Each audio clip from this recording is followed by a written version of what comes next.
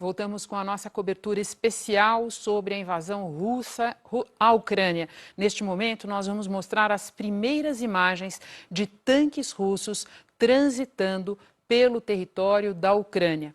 A partir dessas imagens, a gente vai para Nova York conversar com o correspondente Guga Chakra. Guga, o que essas imagens nos revelam a respeito do tipo de ataque que a Rússia está fazendo ao país? Boa noite mais uma vez, Renata. Olha, a Rússia está lançando uma ofensiva em larga escala contra a Ucrânia nesse momento. É uma invasão à Ucrânia. Há relatos de bombardeio ao redor do país e agora tanques entrando dentro da Ucrânia. É uma operação militar que está no começo ainda. A gente não sabe aonde vai terminar, se vai se concentrar ali na região de Donbás, onde estão as áreas separatistas de Donetsk e Luhansk, ou se vai chegar até Kiev, que é a capital do país, com o objetivo de derrubar o governo do Volodymyr Zelensky, Renata. Guga, muito obrigada. A gente vai chamar agora a Carol Cimente, em Nova York também, exatamente para falar de decisões do presidente Volodymyr Zelensky. Carol, o presidente colocou o país sob lei marcial. Dá mais detalhes disso para nós, por favor. Pois é, já mostra a gravidade do que está acontecendo e já é bastante óbvio, só vendo as imagens dos tanques russos cruzando a fronteira, agora também em Belarus, quer dizer, no norte da Ucrânia. Os militares russos estão realmente entrando no país por todos os lados em que estavam cercando o país e confirmando o que o ministro para as Relações Exteriores já disse mais cedo, que essa é uma invasão completa, não é somente o que o Ministério da Defesa russo disse mais cedo, que seria simplesmente um ataque com armas cirúrgicas ou armas de alta precisão contra armamentos e contra bases militares. Então, contradizendo aí o que os russos disseram. Agora, o presidente ucraniano Volodymyr Zelensky fez conversou com a população, basicamente pediu calma, pediu que as pessoas fiquem em casa o máximo possível, evitem sair, implementou, como você disse, Renata, a lei marcial, que é quando a autoridade militar toma o controle da administração e principalmente da justiça de um país.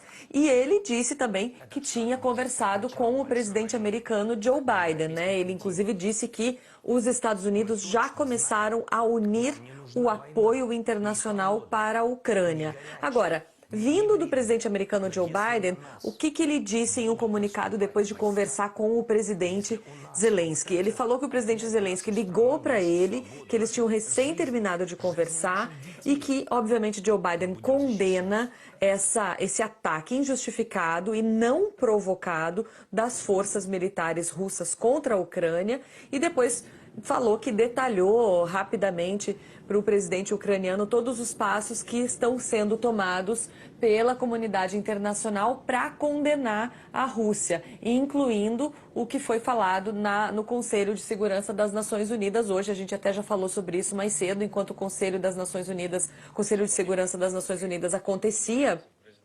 Já estava havendo ataques no território ucraniano, ataques com mísseis, ataques de entrada com soldados, com tropas russas em Odessa, por exemplo, e o Conselho de Segurança, em muitos casos, ainda via embaixadores lendo discursos escritos 1 ou 2 horas antes que falavam que a diplomacia era o único caminho, que os dois lados tinham que ser ouvidos e que ainda havia tempo para diálogo, ou seja, um Conselho de Segurança que estava totalmente atrasado com os fatos que estavam acontecendo. Como eu disse, pelas imagens que a gente vê dos tanques entrando, tanto pelo norte da Ucrânia, Belarus, quanto pelo sul, pelo leste da Ucrânia principalmente, a gente vê que se trata de uma invasão completa dos soldados russos e confirmando, então, o que o ministro do Interior e o ministro para as Relações Exteriores da Rússia, da Ucrânia, já tinham dito, que é uma invasão e não simplesmente ataques cirúrgicos sobre pontos militares da Ucrânia. Carol, e você mencionou ataques via Belarus. Boa hora para a gente lembrar que a Belarus é um país ao norte da Ucrânia, fortemente aliado da Rússia e que possivelmente está envolvido nessa operação.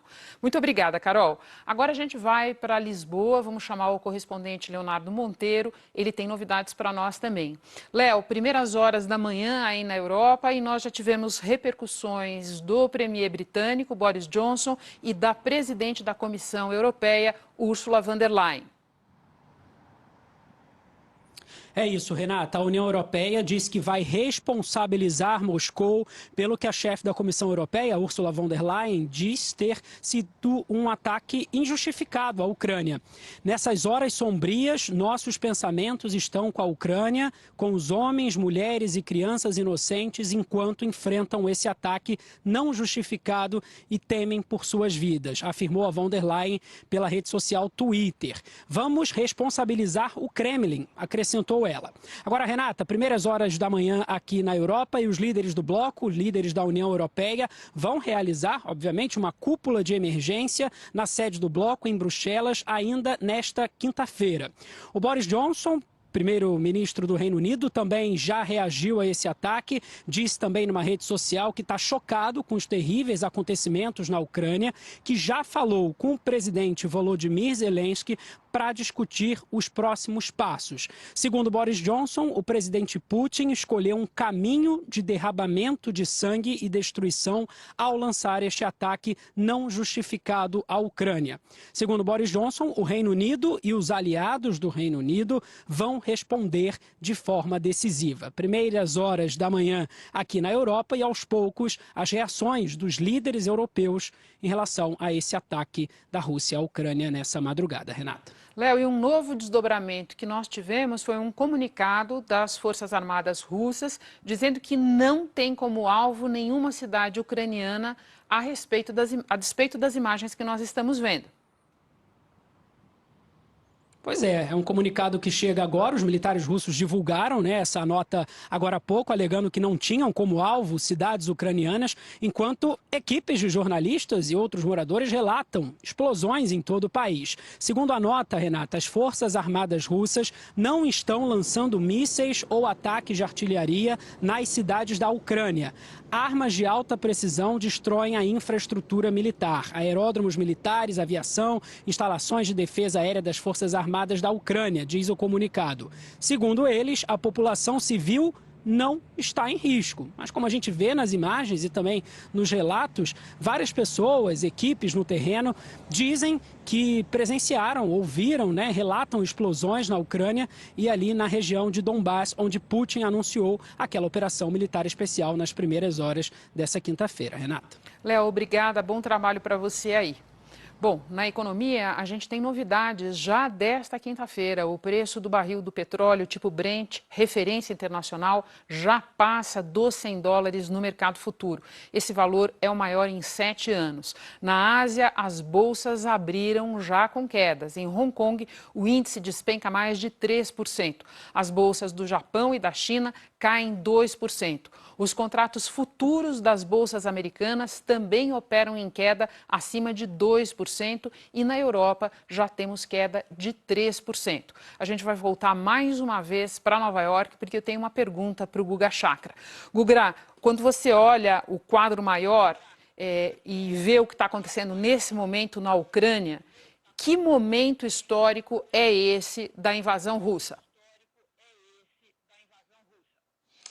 Gigantesco. Começou a guerra da Ucrânia, que a gente vai estudar no futuro. A gente teve muitos conflitos desde o final da Guerra Fria, teve ali na Bósnia e Kosovo, aqueles conflitos nos Balcãs, teve no Iraque, ali no Oriente Médio, na Síria depois, mas nem é nada da dimensão que pode estar por vir com essa invasão da Rússia, não em termos de número de mortos. A guerra da Síria teve centenas de milhares, do Iraque também, mas em termos geopolíticos. É a grande mudança desde a guerra Guerra Fria. O Putin está tentando alterar as regras que foram adotadas depois do encerramento do conflito entre Estados Unidos e União Soviética. Ele está tentando recolocar a Rússia como uma superpotência no momento que a China também emerge como uma superpotência. Os dois países se aproximam nesse momento e a gente vê dessa vez um Ocidente frágil, que não tem como reagir além das sanções que já foram impostas algumas e que serão impostas amanhã. Então, é uma grande mudança geopolítica que a gente começa a observar. Além, claro, de todo o efeito de uma guerra, a Ucrânia correndo risco de se tornar o Líbano dos anos 80, a Bósnia dos 90, o Iraque dos 2000 e a Síria da década passada. Guga, muito obrigada por todas as informações. E você terá novas informações a qualquer momento na nossa programação e no Hora 1.